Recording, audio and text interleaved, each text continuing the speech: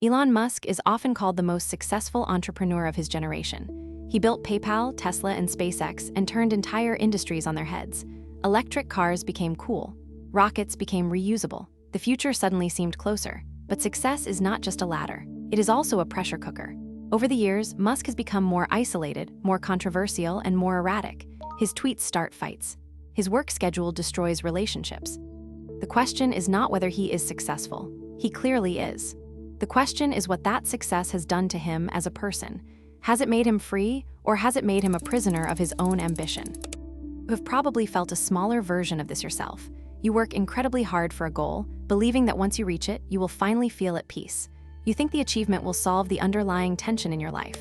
But when you get there, the stakes just get higher. The pressure does not vanish. It just changes shape. For Musk, this cycle has been running at maximum volume for decades, and we are watching what happens when a human being never hits the pause button. To understand where this drive comes from, you have to look at how it started.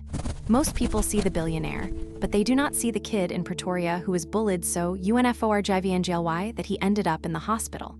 When you grow up feeling powerless, success is not just about money. It is about safety. It is about proving that you can control the world before it controls you. But the problem with using success as a shield is that you can never have enough of it to feel truly safe. You just keep building bigger walls. That cycle shows up in 5 clear patterns.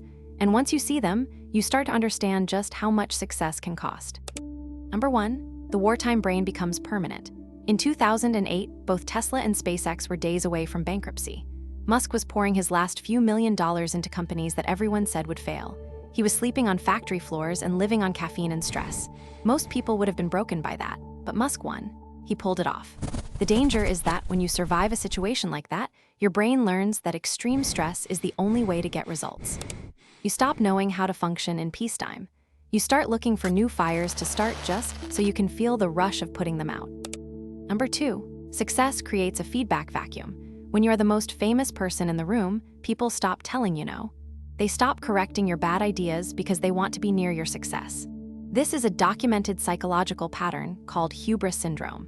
It happens when a leader experiences overwhelming success and starts to believe they are the only person who truly understands the world. You have seen this in his interviews. He moves from being a visionary to being someone who cannot tolerate any form of criticism. Without peers who can check your ego, you slowly drift away from reality. And this leads directly to the 3rd point, the isolation of the lonely peak. You might think that having hundreds of billions of dollars would make you feel connected to everyone, but it often does the opposite. Extreme wealth creates a barrier between you and other people. You start to wonder if people like you for who you are or for what you represent. You stop having normal conversations and start having transactions. When Musk says he has no permanent home and sleeps on friends' couches, it sounds humble, but it actually points to a life with no roots. When you own everything, you often feel like you belong nowhere. Number 4, the public persona swallows the private self. There was a time when Musk was known mostly for engineering. Now, he is known for his presence on X. This is what happens when someone becomes so successful that their identity becomes a brand. You feel like you have to perform for your audience 24 hours a day. You have seen the erratic midnight posts and the public feuds. This is not the behavior of a person who is comfortable in their own skin. It is the behavior of someone who is addicted to the dopamine of public attention because their private life has become empty. Number 5, the destruction of human connection. Success on this scale is a jealous god. It demands every second of your time and every ounce of your energy. Musk has been married multiple times and has many children, yet he often speaks about his profound loneliness. He has admitted that if he is not in love, he is not happy. But the very thing that made him successful, that relentless, obsessive focus, makes it almost impossible to maintain a long-term partnership.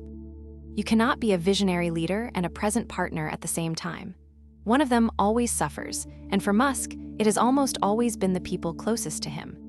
Psychologists who study extreme achievers often find that they suffer from a specific kind of mental exhaustion. It is not just being tired.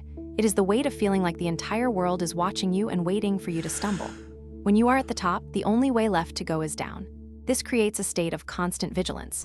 You cannot relax. You cannot be vulnerable.